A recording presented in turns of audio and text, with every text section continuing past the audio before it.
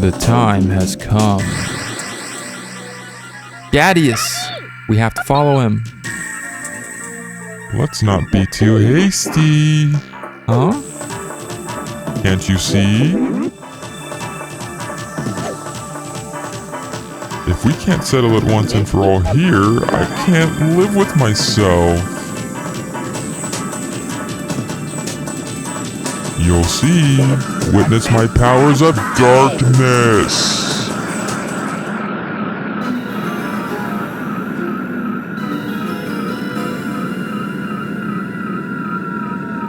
We are now fighting against Joka himself. This guy is actually not a joke of a fight. He's actually no joke when it comes to fighting. He's going to have these flashing, colorful orbs that rotate around his body, but if you can grab one of these moves that will spawn in many directions of this giant platform in the sky, you can launch one at him for him to take damage. Now, I believe you can actually get in 2 to 3 hits on him per round, but if you do not damage him before he casts his little spell, which we'll see here soon, you're going to be in for a world of hurt. Well, not necessarily, but as you can see, we got 2 hits on him. Just grab, again, any of these available moves, and you can chuck it directly at him once he's done spinning, or once you have timed it well enough to hit him between those spinning orbs. But he is now going to transform into his other phase, which is actually triggered by nighttime, similar to how the moves transform into Eclipse.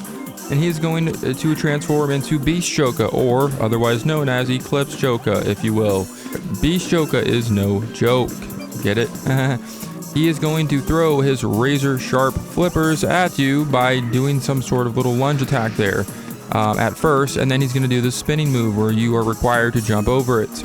As you can see, the tiles will light up in different colors as you walk across them. You want to light every one of these tiles up in yellow to trigger the daytime again.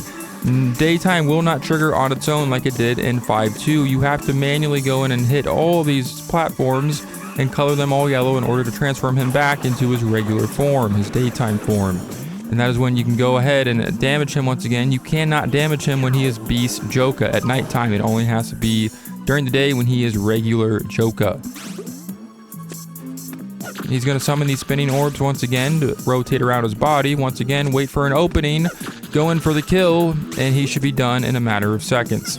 Again, not a hard boss, but he is, I don't know, I would say during his nighttime phase, it's a little bit more challenging. His daytime phase is a joke, obviously, but he's not a pushover when he turns into Beast Joka, because he can move pretty quickly. If you don't kill him in a certain amount of time, or defeat him in a certain amount of time, he will ramp up his attacks. They will get faster, they will get stronger. Well, not stronger, but they will get faster, and they're harder to avoid. He's going to throw 2 flippers at you instead of 1, for one thing. That's one of the main differences if you make it that far.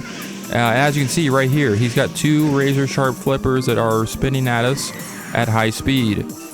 Getting around these platforms is not really that big of a issue. It can be a little of an annoyance when you have those Eclipse in your way, of course. And his attacks, again, are nothing to take lightly. So you just want to be very careful on where he's aiming his flippers, as well as how many blocks you need to turn yellow. So very cool fight. This is probably one of my favorite boss fights of the entire game, just because it's so brilliant. It's so geniusly put together where they take this day and night cycle on him. But as you can see, yeah, it is actually implemented in a boss fight. So I eat my words totally. I still think I should have, maybe extended it into another level or whatnot.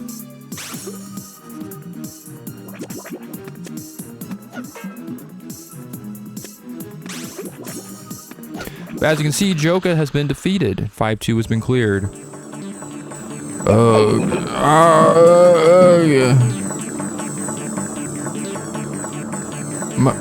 My time seems to be up here.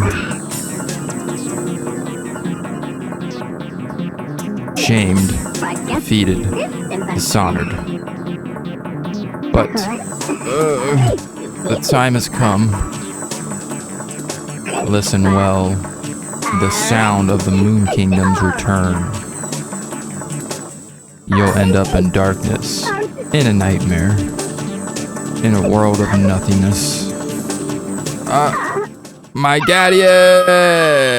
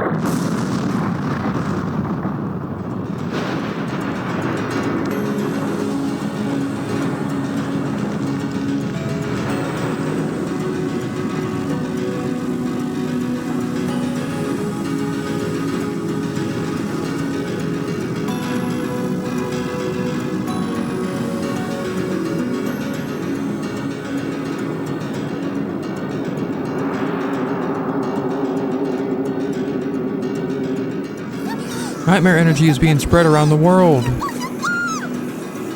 Get on, Klonoa.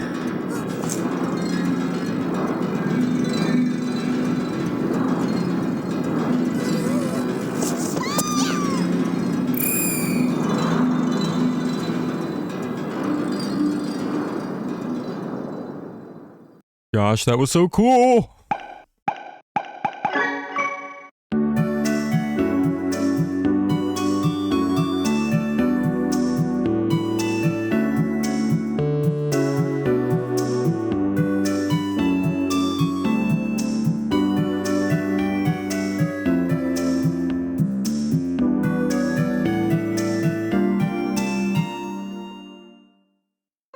So, this song is going to be complete in just 2 more visions.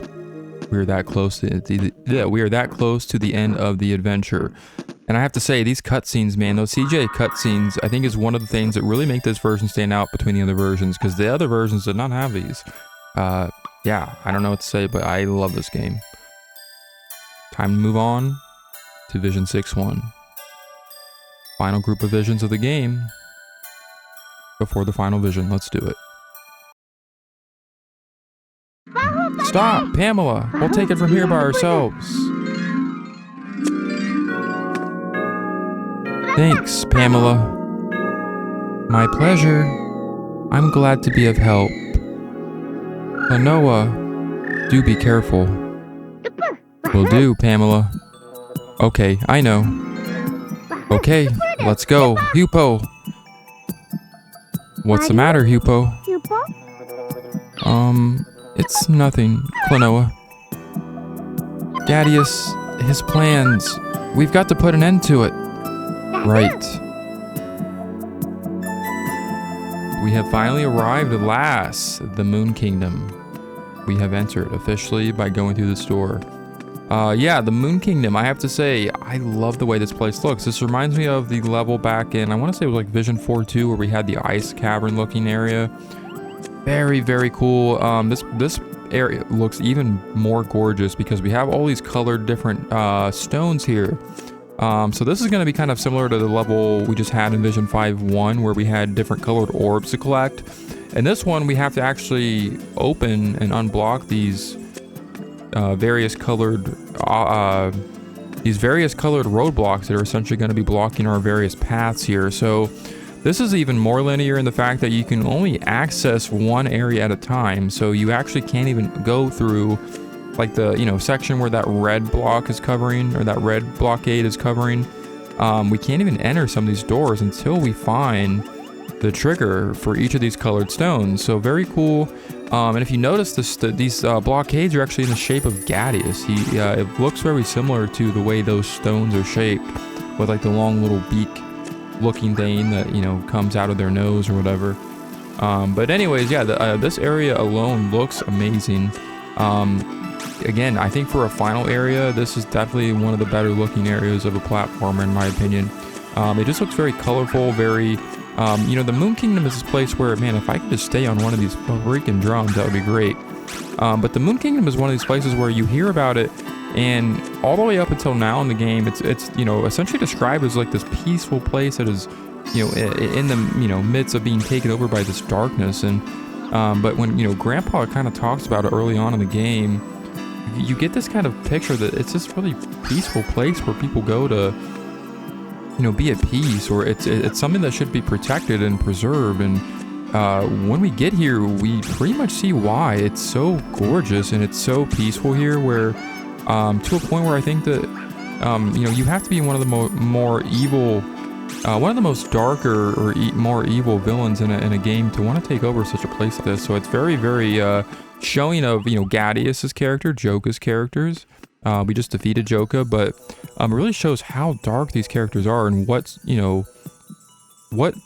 avenues they're willing to go, what lengths they're willing to go to accomplish, world domination and taking over the world, bringing in the darkness. So very, very dark story here that we have in a game like this. But again, just adds another extra layer to the game that if you didn't enjoy this game already, not only from the platforming, but this, the amazing story, just another layer there in the story and in the environment, just to smack on you right there, man. It's incredible. But now we have more of these clowns, these plounds. These guys are gonna, I forgot they actually do reappear here. I think I said they, you know, kind of like a fool. I think I said something along the lines of they only appear in Vision 4.1 and 4.2, and that clearly isn't the case. I forgot they did appear here in the Moon Kingdom. So, but yeah, they will be spawning in more of droves this time around, where you won't necessarily have just one or two that spawns at a time. You'll have a crap ton in certain areas of this Moon Kingdom. So, but yeah, not really a lot to say left of the environment here, other than we just kind of have to finish this adventure up at this point. You know, we're still on that mission that Grandpa sent us on.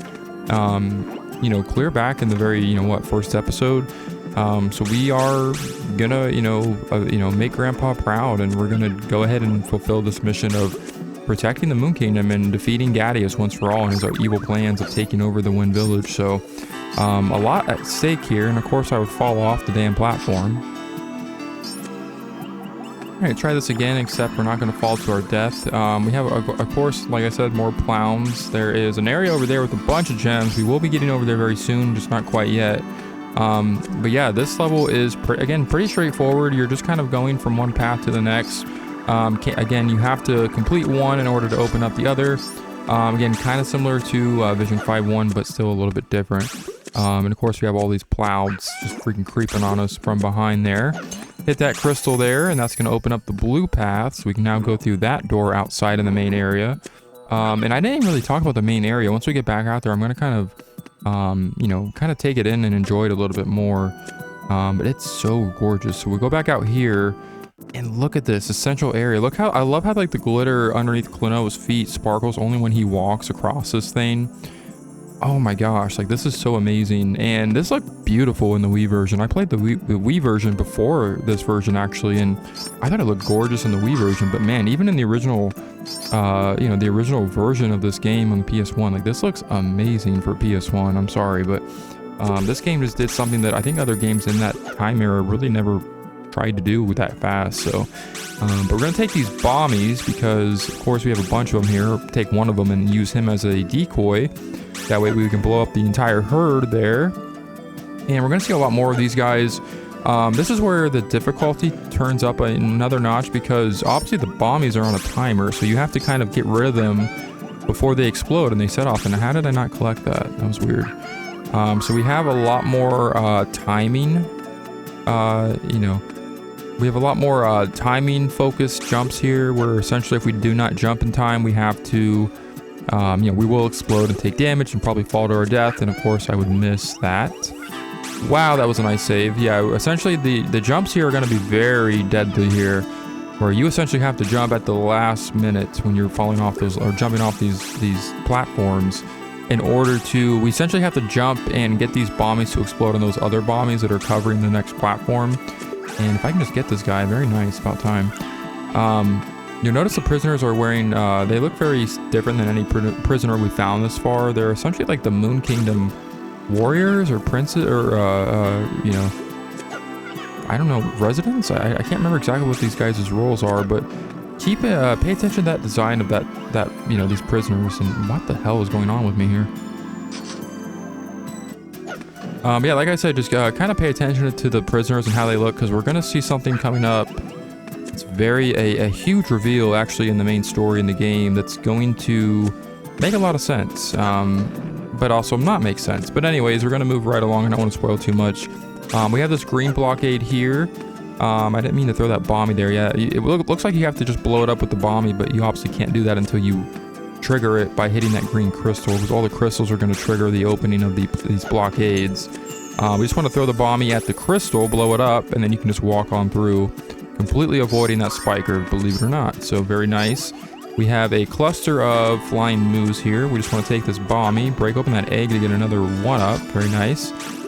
Take him again, blow up the cluster of flying moos, and we'll collect our next prisoner. There's only one more left to find, man. Yeah, this is crazy how this, I know 6-2 coming up is very much a chore to get through. I will say it's probably my least favorite, just for a couple of level, and just for a couple of reasons. That may be very nitpicky, but there's a couple of puzzles in the next one that I just am not fond of. It's a timing puzzle with switches, and I don't want to go too far into it, but I just want to take in this level right in this environment still. But I really like this level. I think 6-2 is just a little bit too long, and I know it's the final level, and you know it kind of makes sense why it is, but for me it just feels like it's too much of a chore to get through at times, and it can be a little bit of a pain. And I think something that's actually interesting about this game is, I remember when this game was released, a lot of people talked about how it was very easy in the beginning, and when they ported it to the Wii, that version was made even easier, and it was I think one of the biggest criticisms of the game is it was so easy in the beginning, and then it kind of just out of nowhere like turns up the difficulty to like from a 0 to a 10. And I think a lot of people had a problem with that, where the game just kind of out of nowhere felt very hard and very almost impossible to finish. Especially you'll kind of see once we get to 6-2, we can't really progress through here yet. Once we get to 6-2, you'll kind of see more of what I'm talking about. But I thought that was interesting how that was one of the main criticisms of the game back then, especially in 08 when it was ported to the Wii. It felt even easier. But then you get to level, Vision 6-1 and 6-2, and it's like mainly 6-2, where it just feels very much more a lot more difficult. You have a lot more complicated jumps you have to complete in order to get various collectibles and to progress. And I think a lot of people just kind of that caught them off guard, and I don't know, I don't feel like it's a game ruining mechanic at all. I don't think that there's anything wrong with having so I mean, this is the final area of the game. It kind of makes sense to kind of turn up the volume when it comes to the difficulty and the platforming, some of the jumps you have to make, because it's just kind of goes without saying, like, you have to have a little bit of challenge in a game. And I would say most platformers are designed in a way where the platforming and the skill level feels very much like at a minimum when you start off, and then it definitely increases. Really any platformer does that, where they just kind of increase the difficulty as later on you get into the games. The only exception I would argue would be the Crash Bandicoot series, where I think those are just really hard from start to finish. With just the type of platforming it is, man, that was close. I'm so glad I got that. This is one of the hardest prisoners to get, because as you can see, you have to really time your jumps on this one.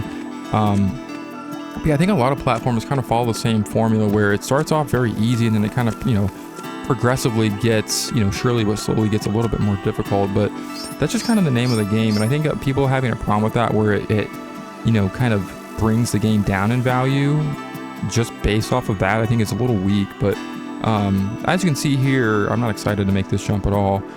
We have to grab that flying moo. Actually, is there an easier way to do this? Hold on a minute.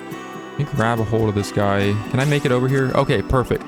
This is a lot easier to do this. We want to actually get to the right part of this, or over on this ledge first, then grab the moo, throw the thing, and then jump off. So, or jump back up. So, we have a bunch of these guys here. Take care of this mess here, and they're probably going to respawn, aren't they? Yeah, okay.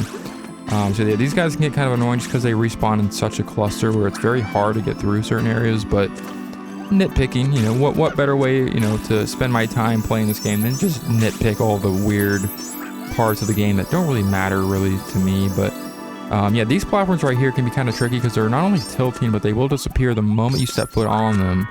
And yeah, 6-2, we're going to see a lot more of those, and it gets a lot more complicated and annoying in 6-2. This is kind of like the warm-up to these new mechanics in the game, where you have these disappearing platforms, because we've not really seen anything like that up until this point. So it's very important to time your jumps more than you ever have in this place, just saying. But as you can see, these yellow blockades have now shrunken or disappeared entirely, giving us an access to this area here. We jump up here. We will hopefully, yes, make this all the way up. And we have now reached even further up into the Moon Kingdom. We have a bright, colorful, shiny thing down below. We hit this crystal. That'll activate this warp, which will send us up, and away. And we have now cleared Vision 6-1. So not too bad.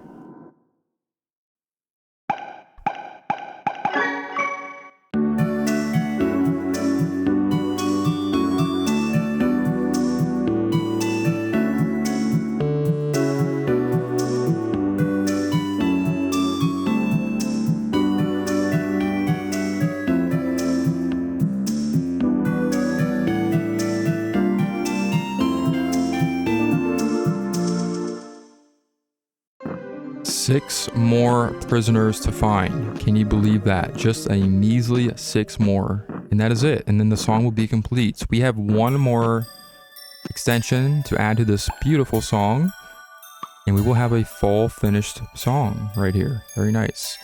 Let's go ahead and take on the final vision of the game, Vision 6-2. Vision 6-2, the time of restoration.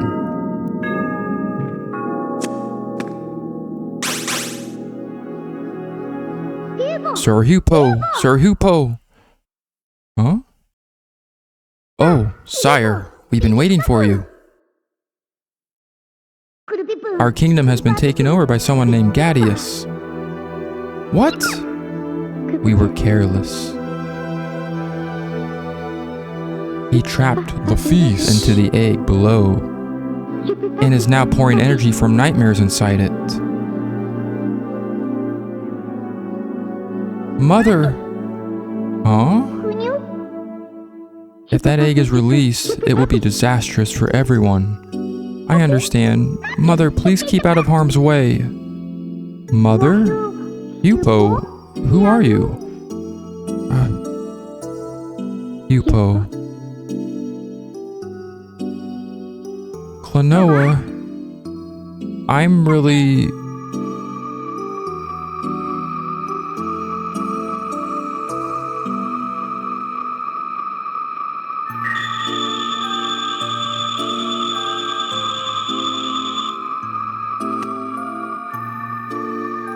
I'm really the Prince of Cress, the Moon Kingdom. What? But... The ring spirit was my disguise.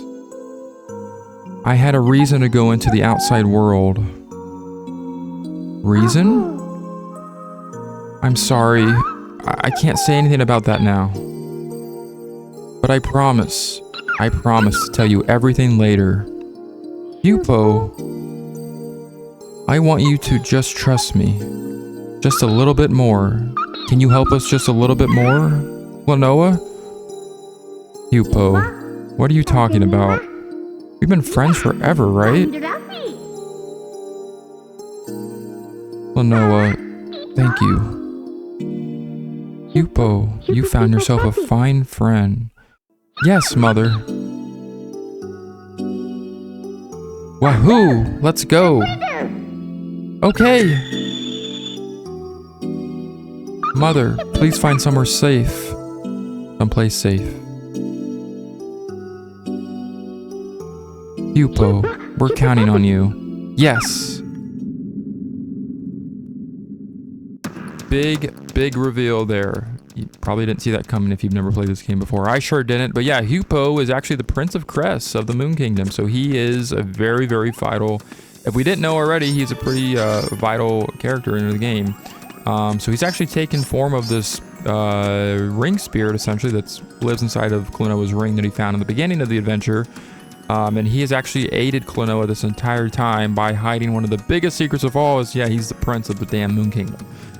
Could have not, maybe could have told us that before everything happened with, everything that's happened already. But anyways, you can't really be mad at the guy. He's done us a huge favor by giving us this wonderful ability so that way we can grab a hold of enemies and make some of these complicated jumps that no other creature in this freaking Moon Kingdom could have ever done, right? And before we continue, I guess we're going to fall to our death. This place is... well, it's beautiful and it's awesome looking and I love the concept of it, but it's horrible. I cannot stand some of these freaking sections of this level. That's just me complaining because I suck at the game, and as you can see there by me falling off to my death twice in a row.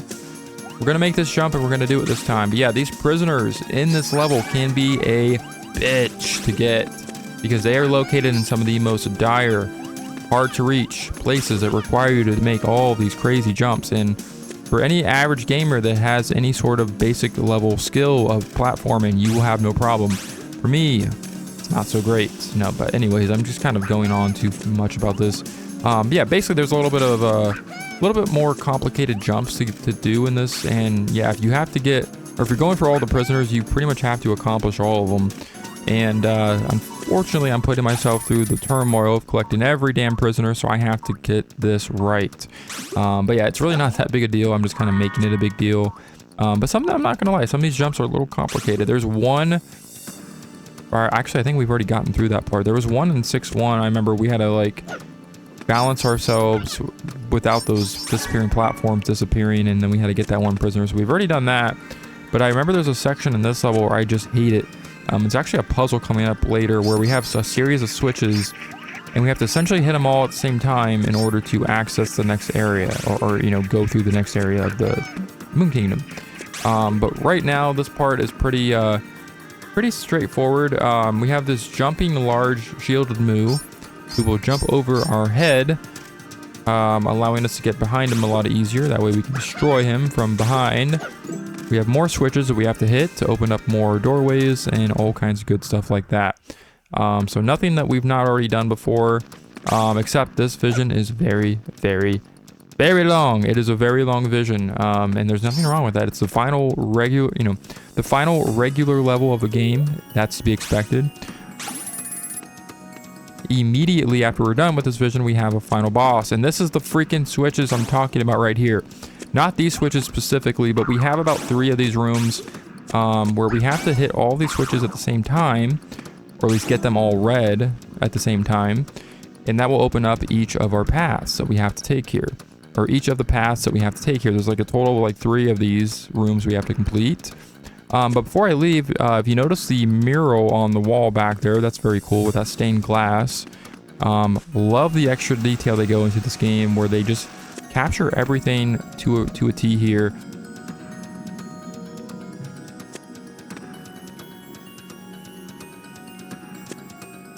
Of course, we have the giant crystal here at the top of the Moon Kingdom. Very cool. We're going to go ahead and ride this sucker all the way up here because we are continuing to progress to the top of this place. So we have the moon door right there we just went through. Now we have another moon door right here. Hit this time clock here, or save clock, whatever you want to call it, memory clock. And we're going to jump on these very tiny ass platforms. Yeah, this is where the platforming gets a little bit complex. We have not only jumping moves that are going to jump at us if we do not pick them up in time, but we have these tiny ass platforms that we have to maneuver over. And I forgot the prisoner that's up there. Crap. Yeah, there's a prisoner up there. I got to go back and get him. But the only way to do that is to die. All right, let's try this again. So yeah, we have not 1, not 2, but 3 flying moves we have to use to do a triple jump. That's the jump I was afraid of right there. That was it. There's a giant gem up there at the very top. I'm not going to worry about it. We're good. We've gotten our fair amount of gems throughout this game already. I'm okay with it. I just want the prisoners and that's it. But yeah, so basically we have a lot of complicated stuff coming up, and oh man, I just remembered what puzzles coming up that I just hate. I think it's one of the last switch puzzles that we have to trigger, where we have to trigger all the switches all at once or whatever. But it's not, I'm not a fan. I'm just not a fan, but we'll get there when we get there. I'm just thinking of it now, and I'm kind of going through some PTSD moments because I just played through this game like a week before starting this recording. Yeah, I had a hell of a time with it. I didn't have fun. But it's probably the only part of the game where I would say is like rage bait, in terms of like I want to rage quit every time I play it. But if there's one part of the game that has that, then it's fine. It's totally fine. These guys, we're going to throw these little boomerang things at you, and you have to essentially jump over them in order to avoid them while still balancing yourself on this platform to get over to the other side. I don't think we actually need to, because we need to jump out there and hop down and get the prisoner. We need to hop down here and get this prisoner, so let's use this guy. Can we get back up there? Okay, there they are. So these enemies spawned in a little bit too late. Again, I think I mentioned this before, but yeah, it's kind of weird how the enemies won't spawn in at a certain time. Sometimes you have to kind of walk to a certain like part of the map to get them to trigger. I don't know what that's about. We have a double armored Moo here. He was essentially in gold armor. Now he's in silver armor. So what we have to do is actually break him open because we need those flying moves to ascend up there. But the only way to really guarantee to grab them is to get rid of this guy. We can't get rid of this guy until we grab the freaking flying moves. So as you can see, he's walking back and forth in one of the more inconvenient places where he probably shouldn't be. Walking it's right in our way. Now that we have finally grabbed one of these damn flying moves, we can take this guy out once and for all. He's going to drop us a crap ton of gems that we will pick up. And we can now progress. And wait, did I not even need to take him out? I don't know if I did or not. But anyways, I felt good about myself by doing it. Yeah, I guess we didn't really even need to take him out. I was thinking we needed those flying moves for this. But anyways, yeah, we have more disappearing platforms. We need to kind of time our jumps here. This jump is very tricky here. So what we essentially have to do here is we have to jump, grab one of these flying moves, get back onto this platform that's moving up and down, and then use that one of those flying moves to hit that switch. You essentially have to grab a hold of the flying move without double jumping, because you lose the move if you double jump with the move in hand. We have to, yeah, basically time this to a point where it's very difficult. All right, back up here, grab him, jump up here, hit the switch. That's all it takes right there.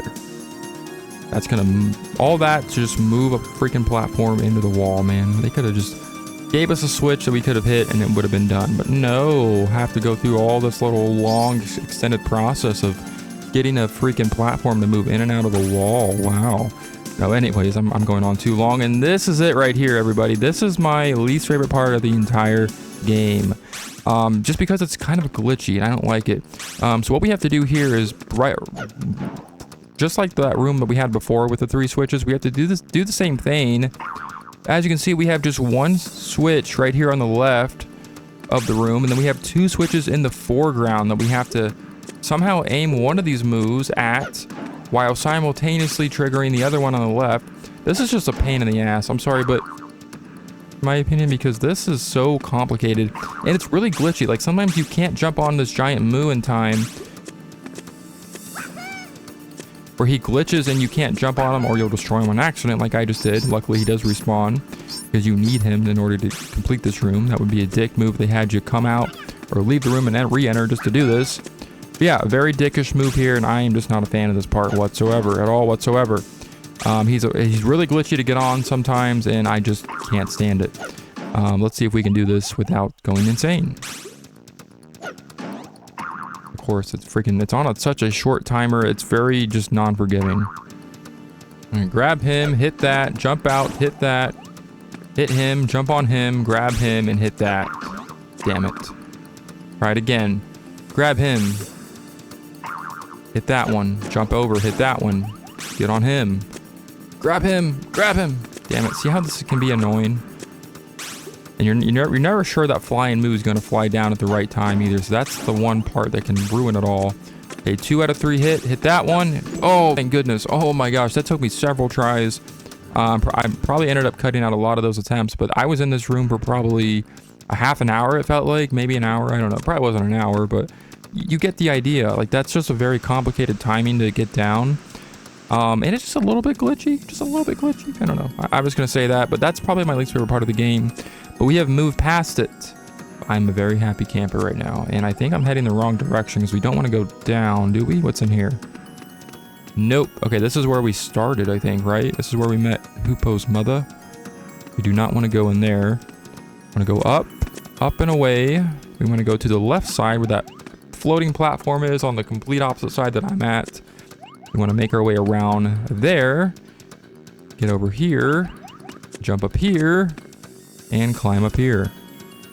This is the very top of the Moon Kingdom, I do believe. Or we're getting there. We're getting close. Yeah, there's the moon door number 1. Green door. Door number 2. Health refill. Gotta grab that. We have one more pillar to break open, and it is behind the path that is right here. So as you can see, we have a multiplier fairy.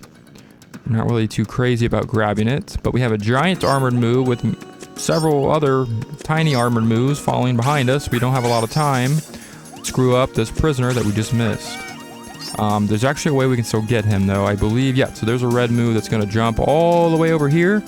We can grab him, and then obviously we can use him to get that prisoner, hopefully. That was a fail. Grab this one, get over here, boom, grab him. One more prisoner to find. We'll grab this moo right here, take a full advantage of that opportunity, get over on this side. We grab the grab him, make a little bit of a double jump here, or triple jump if you will, and I would fail it. 1 jump, 2 jump, 3 jump. Well, didn't even do a 3 jump. We just did a 2 jump and it worked, so I'm okay with it. Again, a very cool looking mural on the stained glass back there. Maybe is that Ghadius? Maybe it's not Ghadius. It looks a lot like Ghadius's form, but anyways, it is beautiful nonetheless. And of course, we're gonna have these spindle enemies here to top off my frustrations of the level, with my least favorite enemy of the game as well. What better way to do it than to have these guys? So yeah, we have to go ahead and grab this flying moo in the background to destroy this freaking spindle that keeps spiking me in the ass. And Klonoa's had enough of these guys. Like, he's just ready to become the actual hero this time and take down these spindles once and for all. Man, let's take him down. Okay, let's go ahead and exit out this way. And we have a little bit more left to scale here. So yeah, so I gotta say, I love the outside of the Moon Kingdom. It just looks so, like, the further we get to the top, the darker the atmosphere gets. And we started off, you know, in this little area where it was like all, you know, glistening and lit up, and it felt like we were really saving the day. And now it just seems like it's getting darker and darker. And that's obviously because we're getting close to defeating the darkness. Alright, so this is a very hard jump to time. We essentially want to jump up here, get up on this platform that's moving from left to right, avoid that giant spindle altogether, even though we actually need to destroy him to get to the switch behind him. But we need to go ahead and grab this springing moo up here. Somehow make it back on that moving platform, right, like this. Jump above spinning large spindle. That'll destroy him, opening that switch, which we will now hit with this, or actually get this prisoner first with this speared moo, shielded moo. He's gonna respawn, lunge at us, grab the prisoner, this time for reals. Very nice, that was the final one. We have now collected every single prisoner in the entire game. Let's hit this switch, or miss it, that works too. Try this again. And actually do it this time. Very nice. We're gonna push in that platform there, because we couldn't have just did that with our bare hands. Klonoa is strong after all. Do not give this guy, do not discount him at all when it comes to strength. We're gonna move to the left.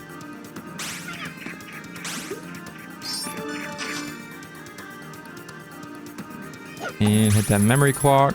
And move right along. We have another full health refill. We're gonna go ahead and grab that, and this is another part where I just completely despise it. What we have to do here, if I can stop getting my poked by this giant spear moo, we need to grab this moo from behind if we can never do it. Use him to jump onto this platform that's moving from left to right. Jump over this guy's boomerangs, take him, use him to jump up here over this guy's boomerangs, jump over them again, without falling, of course, because you have to redo the entire thing if you fall. Because they don't respawn right away, and of course I would screw it up. Yeah, he's not going to respawn, is he? Yes, you got to stupidly walk all the way to the left, and then he will respawn. Alright, try this again. You're going to jump up here, avoid you, take you, jump over you, screw it up again, because why not? Oh, he actually respawned on time that time. I'm shocked. I'm shocked silly. Alright, second one, here we go. Jump, grab, jump, up here, jump again, float, take a little bit of damage, it's okay. Jump, grab, jump. Wait for the right timing. Jump, fly, jump, fly. Jump one more time, grab you, and then jump a final time, and then make our last jump up here. And that's how you do that. Yeah, that's how you do that. All right. Anyways, we're going in here, and we have our final switch puzzle, I believe. Crap, I forgot all about this one. This one's actually not as hard as the last one, in my personal opinion.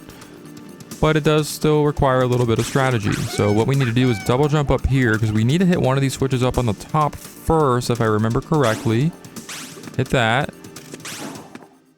Hit that one on the bottom. And we can jump. Hopefully these things... It's really the respawn time of these freaking flying moves is what gets me on this one. Hit that one again. Get up here and hit that. Voila. And that'll open the last pillar, standing in our way of finishing this place up. So yes, very nice. Head to the left door, to the left, to the left. Everything you own in a box. Go down this little muddy pathway here, whatever the hell you're calling that crap, because that don't look like water to me. It looks like pollution, if anything. Get up here on this platform that's gonna raise us all the way up. Raise us. All right, let's go in here. We can not fall. That'd be great. So now we can progress the rest of the damn temple. Or kingdom, if you will. So now the last pillar has been raised, which means we can now go through this door at the very edge of this area, or the very end of this room. This will ascend us up to the highest point of the Moon Kingdom, where we have a bunch of recovery items, so I think you know what that means. Head in here.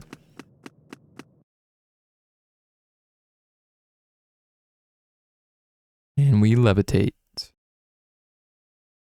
Soon, the Nightmare Crystal, The Nahatum. will be ready.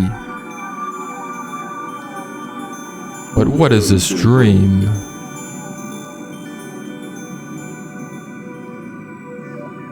A dream that cannot be corrupted by nightmares.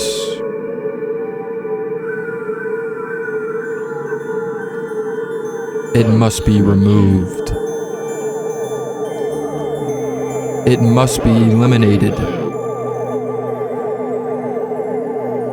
for the creation of the perfect The Nahatum. a visitor, a traveler of foolish dreams.